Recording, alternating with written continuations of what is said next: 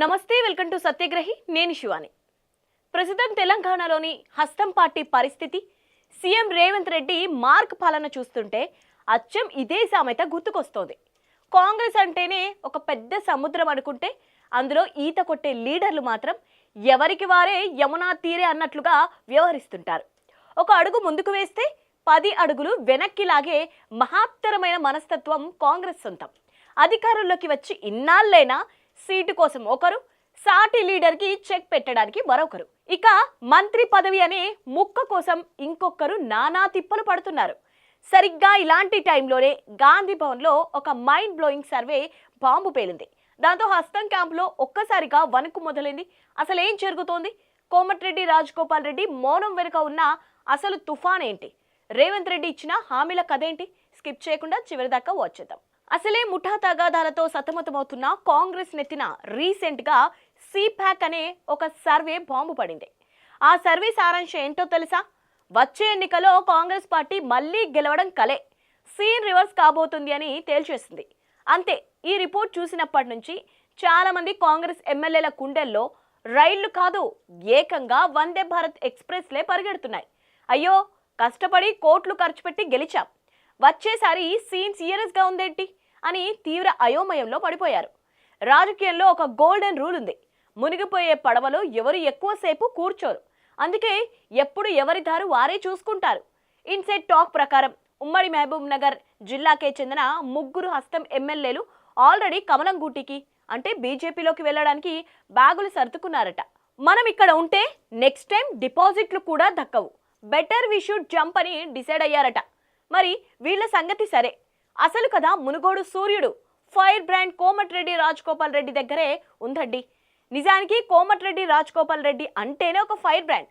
Mic దొరికితే చాలు మైదానాన్ని ఊపేసే leader. అలాంటి లీడర్ గత కొంతకాలంగా సడన్ గా సైలెంట్ మోడ్లోకి వెళ్ళిపోయారు.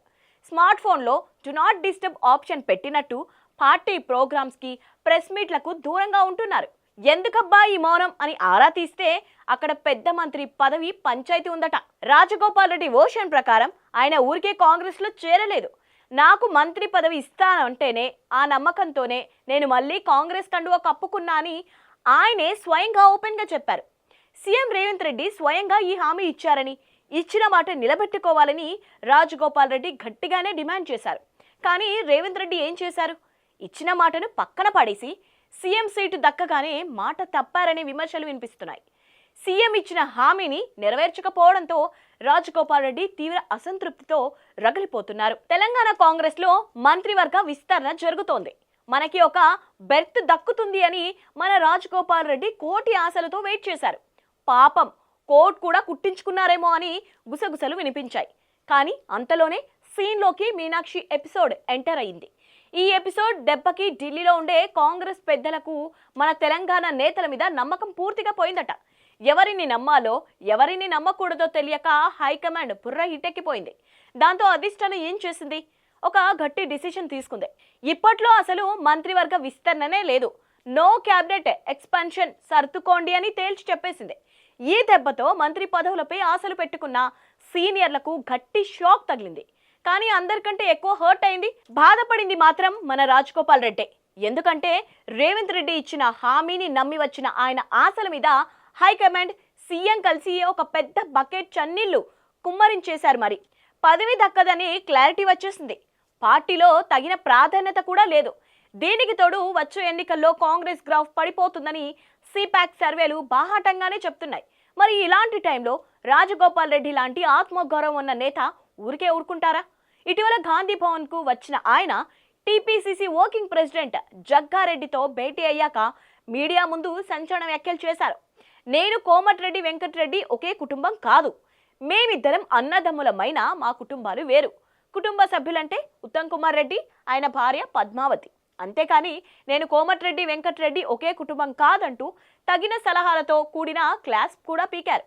నాకు పదవులు అడ్డుకోవడం తెలియదు, కొట్లాటమే నా తత్వం అని కుండబద్దలు కొట్టేశారు. అంటే ఇచ్చిన హామీ ప్రకారం మంత్రి పదవి ఇవ్వండి, లేదంటే నా దారి నేను చూసుకుంటా అని పార్టీ నాయకులకు తేల్చి చెప్పేశారట. ఈ వ్యాఖ్యలతో రేవంత్ రెడ్డి మార్క్ పాలనకు, కాంగ్రెస్ నాయకత్వానికి రాజగోపాల్ రెడ్డి నేరుగా సవాల్ విసిరినట్లే అయింది. మరి ఇప్పుడు రాజగోపాల్ రెడ్డి అడుగులు ఎటువైపు అని అంతా ఆలోచిస్తున్నారు. ఒకవేళ మంత్రి పదవి దక్కకపోతే ఆయన కాంగ్రెస్లో ఉంటారనే నమ్మకం ఆ పార్టీ నాయకులకే కలగడం లేదు. ఆయన మళ్ళీ బీజేపీలోకి ఎంట్రీ ఇస్తారా? ఎందుకంటే రాజగోపాల్ రెడ్డి గతంలో మునుగోడులో పోటీ చేసిన అనుభవం కూడా ఉంది. లేదా ఎవరు ఊహించని విధంగా కారు ఎక్కుతారా? అవును, రాజకీయాల్లో శాశ్వత శత్రువులు, శాశ్వత మిత్రులు ఉండరు. గులాబీ బాస్ కేసీఆర్ కూడా గట్టి ఫైటర్స్ కోసం చూస్తున్నారు.